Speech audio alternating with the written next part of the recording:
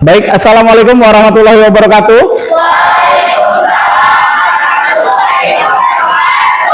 Apa kabar anak-anakku sekalian? Apakah hari ini ada yang tidak hadir? Berapa orang? Ya, baiklah. Yang tidak hadir hari ini dalam keadaan sakit, kita doakan supaya mereka cepat sembuh dan kembali lagi ke sekolah seperti sedia kala, ya. Baik anak-anak sekalian, sebelum pembelajaran dimulai, alangkah baiknya kita berdoa terlebih dahulu dipimpin oleh KM-nya. Silakan nih. Siap, boleh mulai. Bismillah.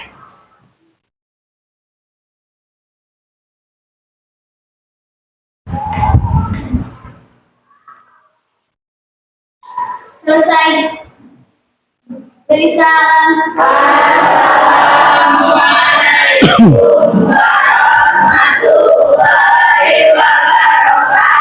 Waalaikumsalam warahmatullahi wabarakatuh. Baik anakku sekalian, untuk hari ini Bapak akan membawakan sebuah materi yang berjudul yaitu topik 1, kebinekaan global, dengan judul dunia yang berwarna. Adapun capaian pembelajarannya adalah yang pertama, setelah mempelajari topik 1 tentang kebinekaan global, peserta diharapkan memahami konsep-konsep kunci realitas keberagaman. Yang kedua, mampu menganalisis macam-macam kerentanan serta implikasi keberagaman dalam kehidupan sehari-hari. Dan selanjutnya, mampu mempraktikkan keberagaman dengan pendekatan yang beragam. Nah, baik anak-anakku sekalian, apa jadinya jika dunia ini seragam? Coba, ada yang mau menjawab? Kira-kira apa yang terjadi jika dunia ini seragam? Semua manusia, warna kulitnya, bahasanya, budayanya, kira-kira apa yang terjadi?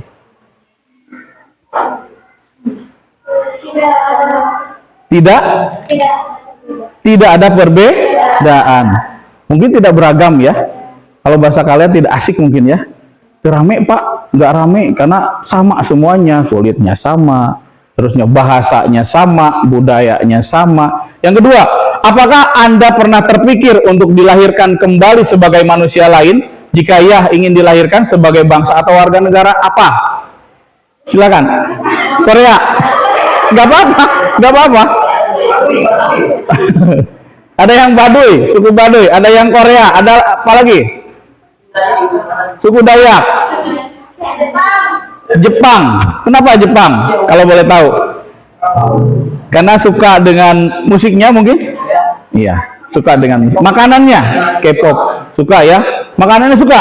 Pernah mencoba? Alhamdulillah. Baik, yang ketiga, menurut Anda apakah dunia saat ini damai-damai saja? Tidak baik-baik saja. Apa yang harus kita lakukan? Bertobat, bagus. Bertobat, ya, mendekatkan diri kepada Allah. Supaya apa? Supaya hatinya tentram, ya. Lingkungan di sekitar kita pun damai, aman, dan akhirnya rakyatnya sejahtera. Baik, teruskan.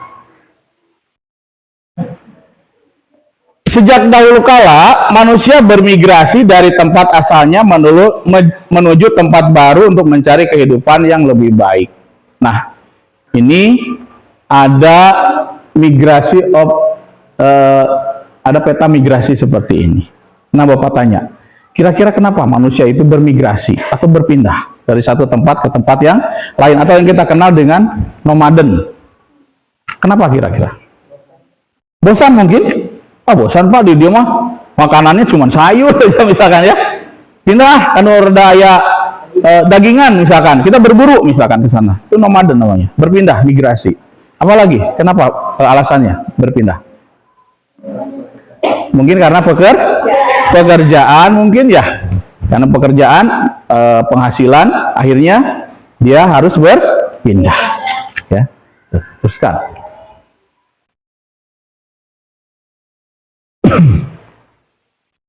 Selama berabad-abad, manusia dari berbagai ras dan bangsa hidup berdampingan dengan damai. Selama berabad-abad, manusia itu berdampingan dengan damai. Nah, gara-gara apa kira-kira munculnya masalah itu? Karena perbedaan. Nah, makanya perbedaan ini jangan menjadikan sebuah keretakan, tetapi perbedaan ini harus menjadikan sebuah warna untuk menjadi keindahan, untuk menjadikan persatuan dan kesatuan. Ya, Negara Kesatuan Republik Indonesia. Teruskan. Namun, ada pemimpin negara yang kelompok yang anti pendatang, mereka menginginkan negara mereka dihuni oleh ras atau suku bangsa asli saja. Nah, ini adalah permainan, kita lewat saja yang ini.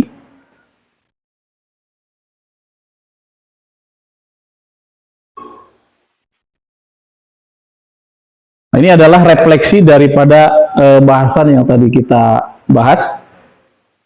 Buatlah catatan refleksi dan diskusi menjawab beberapa poin di bawah ini.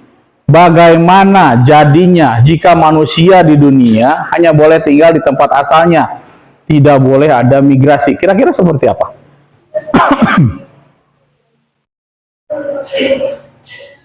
Bagaimana tuh kira-kira? Seperti tadi kalian bilang, ada yang bosen ya. Terusnya lagi karena untuk mencari pekerjaan harus keluar wilayah mungkin ya. Teruskan. Nah, ini adalah kita satu kesatuan yang berbeda. Bapak ingin kalian menyimak video di depan, yaitu ini tentang alat tes DNA. Kita sadar bahwa ternyata di daerah kita ada unsur beragam bangsa. Video di bawah ini menyadarkan kita bahwa tidak ada ras yang 100% itu murni. Semua adalah gabungan dari berbagai bangsa. Pada akhirnya kita akan terhubung pada sumber yang sama. Tolong disimak ya. Sekarang ada Kinder Creamy di Bali, di Tuhan, di sendok. Renyahnya es crispy, lembutnya krim susu, dan coklat yang yummy. Bikin semua ceria, Kinder Creamy.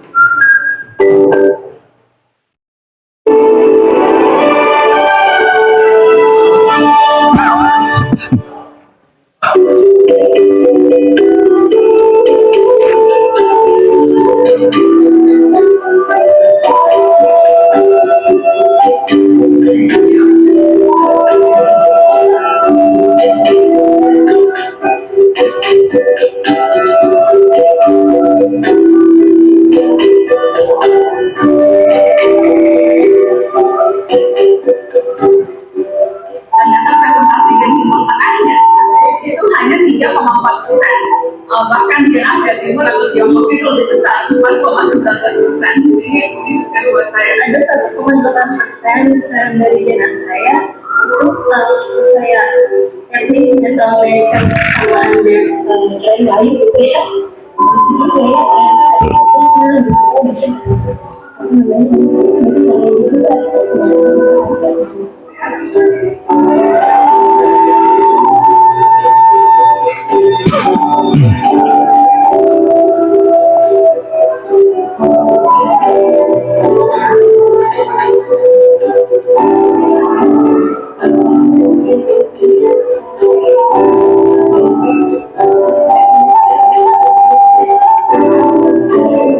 Apa sih ukuran kebahagiaan? Kebahagiaan bisa sangat besar.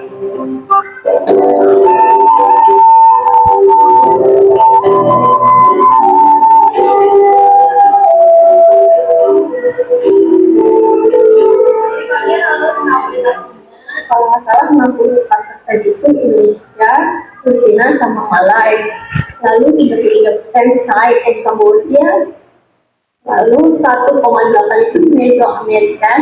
Itu kayak kalau nggak salah tuh kayak Peru, Bolivia, Argentina dan lain-lain itu sama Anugerah. Sebenarnya cuma ya kalau itu sampai kira-kira 4 generasi ke belakang sih nggak ada, nggak banyak orang yang 100% etnis tertentu. Jadi mungkin saya juga mikirnya kayaknya kalau saya nggak menjadi 100%, karena ayah ibu aja udah beda. Oh, masih merasa Indonesia lebih Indonesia sih. Cuma ya itu karena setelah tahu mungkin jadi kayak mungkin untuk orang-orang tadi yang kalau sering cerita soal rasis atau apa.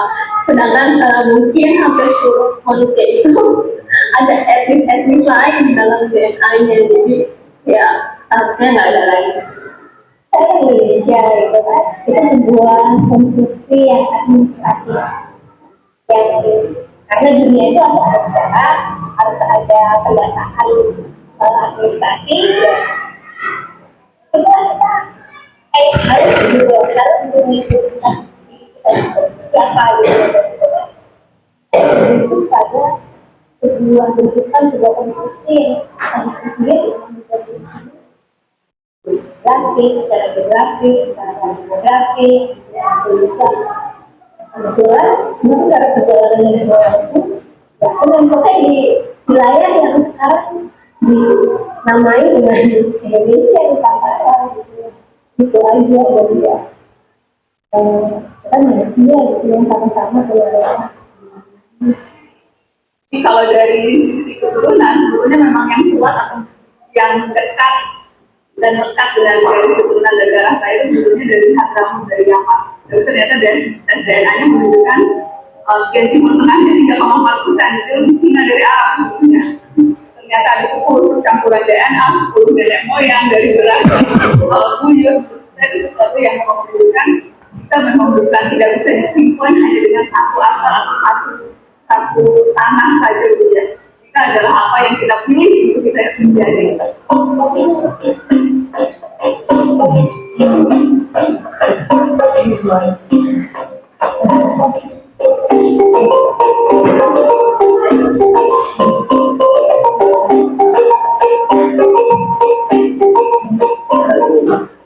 Bahkan bagian dari alur kedatangan migrasi kalau dengan banyak sekali gelombang migrasi yang datang dari tidak hanya sekali tapi berkali-kali. Kalau kita datang di Indonesia, ada orang yang sekarang kita bisa lihat mereka yang memiliki keturunan Papua yang berada di wilayah Papua. Jadi mereka yang pertama kali datang di wilayah Indonesia, di saat ini ya, jadi pada saat itu wilayah Negara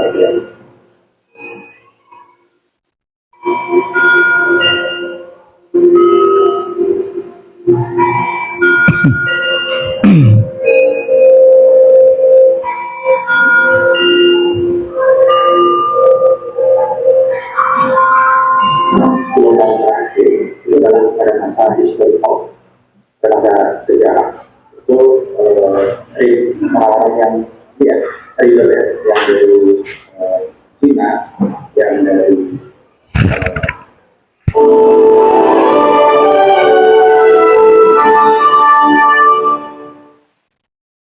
Apa sih ukuran kebahagiaan? Kebahagiaan bisa sangat besar.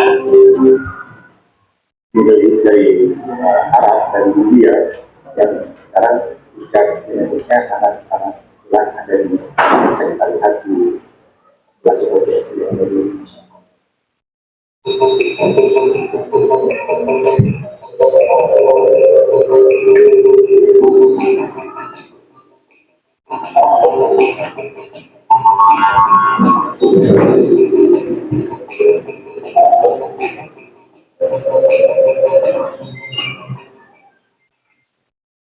Kita tahu semua sejak 2011 makin tinggi,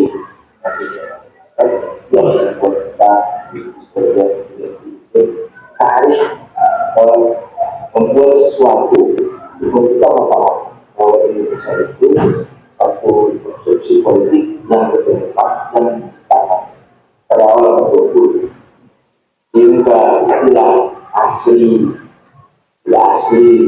di bumi yang di bumi itu tidak bisa lagi berlaku, melainkan seorang individu warga negara Indonesia status dengan bangsa warga negara dalam konstitusi itu tidak ada satu keharusan warga negara tersebut harus memiliki satu etnis, bahkan memiliki satu agama yang sama, memiliki satu ras yang sama.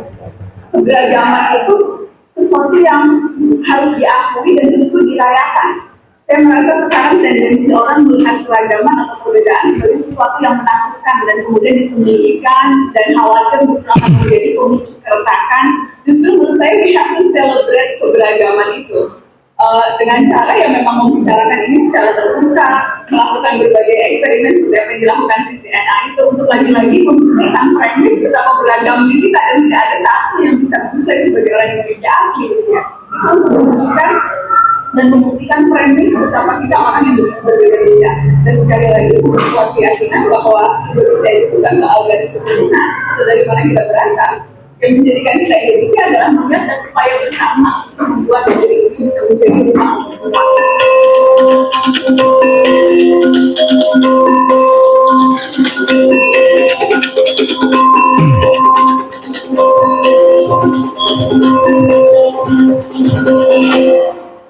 Ya, baik anakku sekalian, itulah tadi tayangan tentang apa?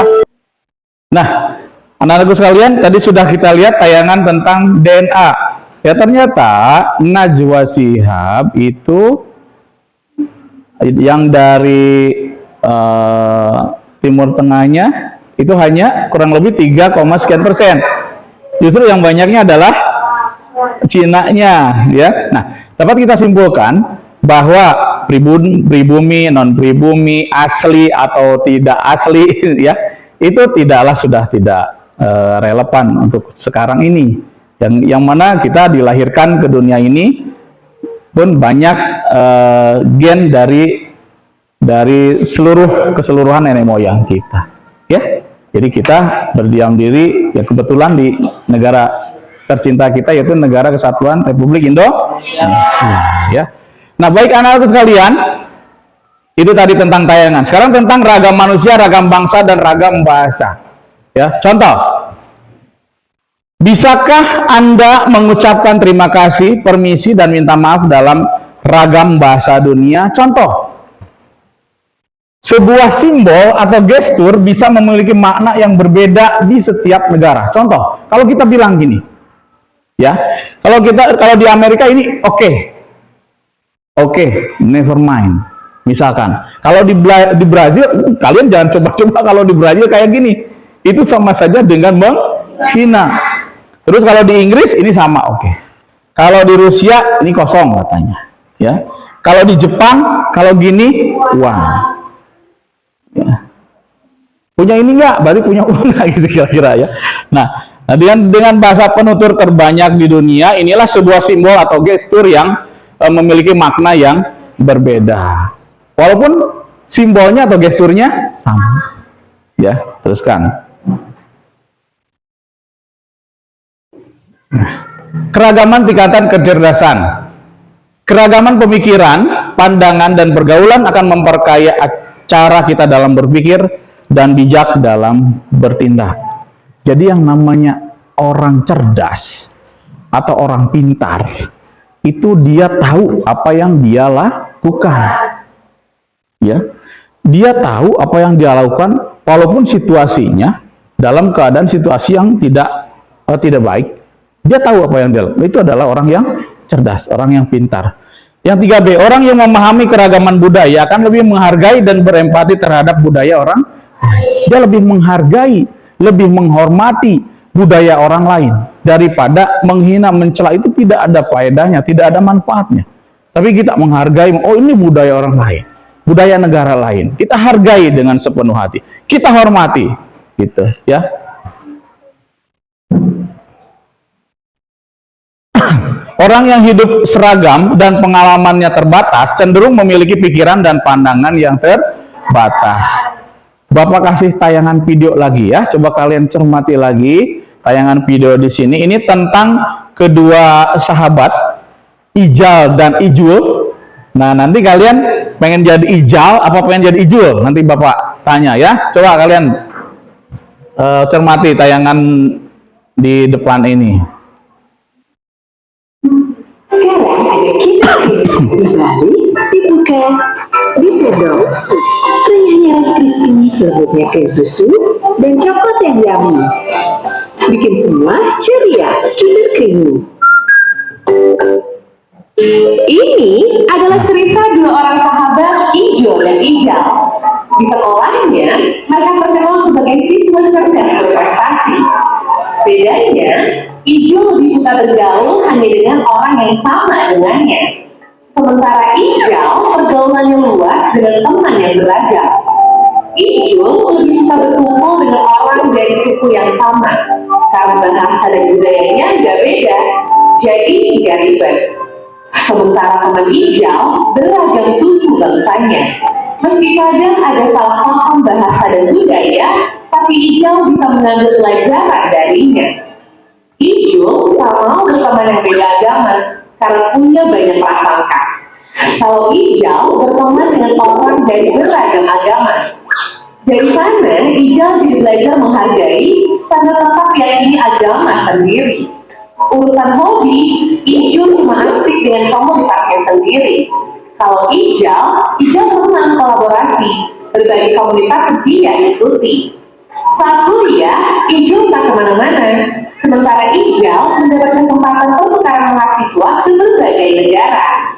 Dengan lingkungan yang terbatas, Ijul nggak mudah menemukan pekerjaan yang pas. Sementara Ijal punya network yang luas, sehingga tak sulit menemukan pekerjaan yang sesuai passionnya. Saat reuni, Ijul dan Ijal bertemu kembali.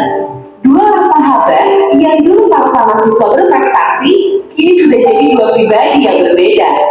Saat ngobrol, Ijul cenderung berpikir sempit, sementara Ijal terlihat berwawasan luas dan terbuka.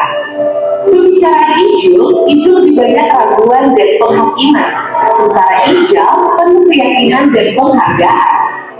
Dari cerita tadi, kira-kira kamu termasuk tipe Ijul atau Ijal? Dari survei Peacegen, ternyata pelajar lebih cenderung bergaul dengan kelompok yang memiliki kesamaan. Ini nggak salah, karena itu memang lebih nyaman. Tapi kalau kamu mau sukses, berwawasan luas, cobalah keluar dari zona nyaman. Pengalaman luas tentang perbedaan dan keragaman menentukan tingkat literasi antar budaya atau intercultural literasi. Literasi ini jadi satu faktor penting yang menentukan kecerdasan yang disebut EIQ. Meski Ijal dan Ijul sama-sama berprestasi secara akademik, tapi yang membedakan nasib mereka adalah Ijul punya kecerdasan antar budaya yang lebih tinggi dari Ijul. Jadi, kalau kamu mau sukses, tidak cukup dengan cerdas akademik, tapi kamu harus berani bersikap terbuka, bergaul dengan orang yang berbeda. Dengan begitu, kamu layak menjadi warga dunia. Nah, apa yang kalian cermati dari tayangan barusan?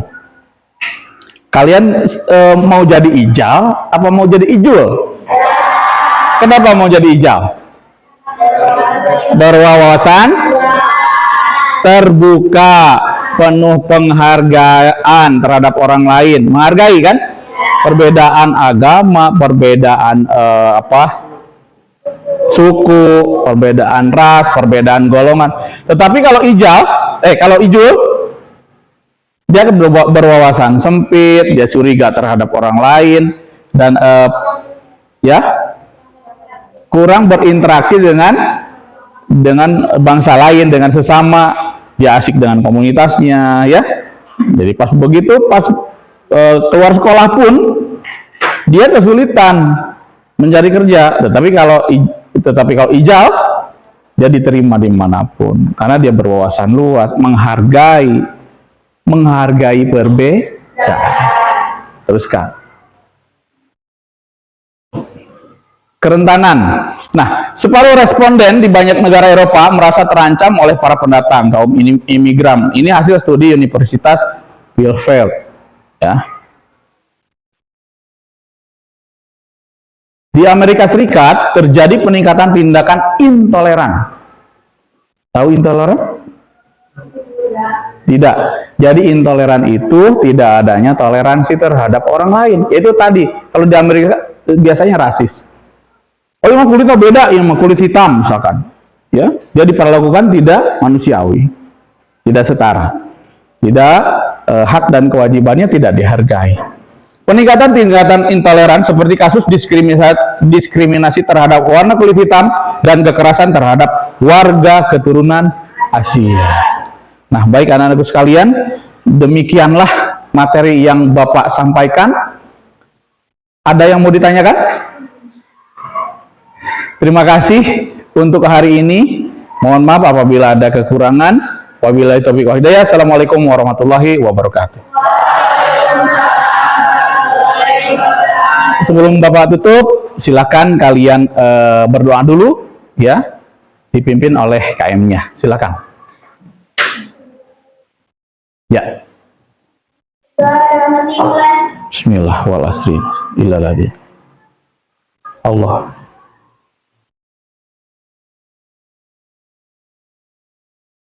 Selesai siap bersalam. Assalamualaikum warahmatullahi wabarakatuh. Waalaikumsalam warahmatullahi wabarakatuh. Terima kasih, tepuk tangan buat kalian.